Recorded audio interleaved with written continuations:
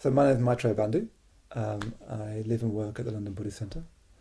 I just want to tell you about the first time I met Bhante. So the first time I saw Bhante, I saw him introducing a talk at an FWO day. And he struck me as being very like a sort of benign junior school headmaster. I wasn't very immediately impressed. I remember him moving very, very slowly and saying things very deliberately. Yeah, and he seemed like a benign junior school headmaster to me, not anything quite like I'd expected. Anyway, I asked to see him because when he used to come and stay in his flat near Sakavati, next to Sakavati, and I asked to meet him. He used to meet a whole range of people for quite a short period of time.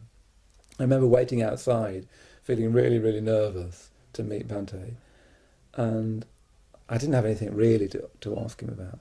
And I remember ringing the bell, and then he opened the door, or somebody, no, the person who was coming out opened the door, and I sort of almost collided with Bhante in this corridor, and my first thing was to go and shake his hand. I said, "Hello, Bhante." I went to shake his hand, and as soon as I did that, I thought, "Oh my God, of course you don't shake the hands of your spiritual teacher." So I went to shake his hand. He then went to shake my hand. Then I dropped my hand, and then he dropped, and we were in this corridor with the coats now hanging next to him. And then he went into his room. And I was completely overawed, and I sat there, and he didn't say very much at all. And I started talking about Blake, because I know he's really, really interested in Blake. I know nothing about Blake whatsoever. So I started to have this conversation with him about Blake, and he obviously could realise immediately I didn't know what I was talking about. So the conversation died terribly. And I remember not long after that he took off his glasses to clean them, and when he took off his glasses to clean them, I thought that's a teaching, because I hadn't been coming along very long, and I'd heard that Zen teachers would teach you by what they did. So as soon as he took his glasses off to clean them, I thought that's a teaching, and the teaching means that he hates me. It seemed to me really that he's really, really bored and that he hates me. And I thought, actually, I hate him as well. I thought, well, I hate you as well.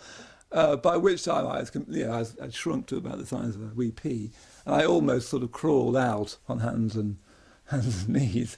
It was a complete disaster. Many years later, Bhante wrote to me and said, of course, I don't have any memory of it at all. He said the first time he remembers me is I was sitting on the doorstep of the London Buddhist Centre. He said I looked very, very ragged and rather unhappy. Anyway, that was my first meeting with him, which was a disaster from start to finish.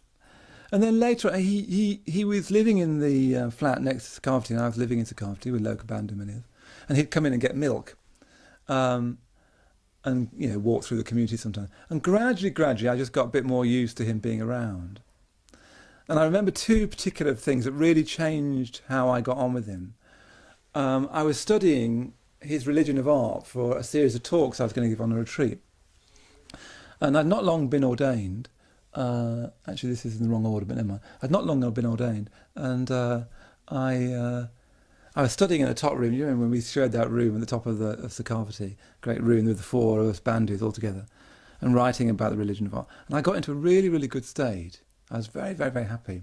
And I remember swinging down the stairs, using my arms and sort of swinging down whole sets of stairs like you could in Sakavati. And very nearly at the bottom, nearly knocking Bhante over. And because it was such a surprise, I hadn't got time to feel overawed. So I said, "Hello, Bhante." And he seemed immediately really, really pleased to see me. And he said, "And what have you been doing?" I said, "I've been studying the religion of art, Bhante." And he said, "Oh, that's right." And it sort of broke something.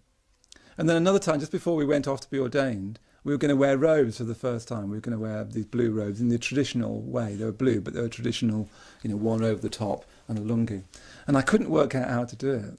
And I got a message from Bhante saying that if I wanted, Bhante would show me how to put my robes on. So I went in with these robes, and I was a bit sort of excitable, as I can be. And he showed me how to put the robes on. And they fitted well. That I couldn't work out to do it. And I was saying, I'd been trying them lots and lots of times. I couldn't work out to put it on. And he just said, "Well, I think they've worked it out in the last 2,500 years." And I giggled, and again, just me having a laugh with Bhante, it just sort of changed things very, very much. And from those two incidents, it just got much more easy to see him around. I remember once knocking into him almost again in the courtyard, and I'd had a little bun for lunch, and he said, what did he say?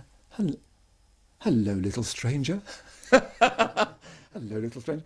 And when I'm with Bhante, particularly in those days, I was younger, I used to be like a sort of overexcited Alsatian. I used to be sort of almost like I was jumping up and barking around him whilst he'd sort of pat me on the head and say, hello, little stranger. So from then it got much, much easier to see Bhante. Now I feel very at ease with Bhante, really.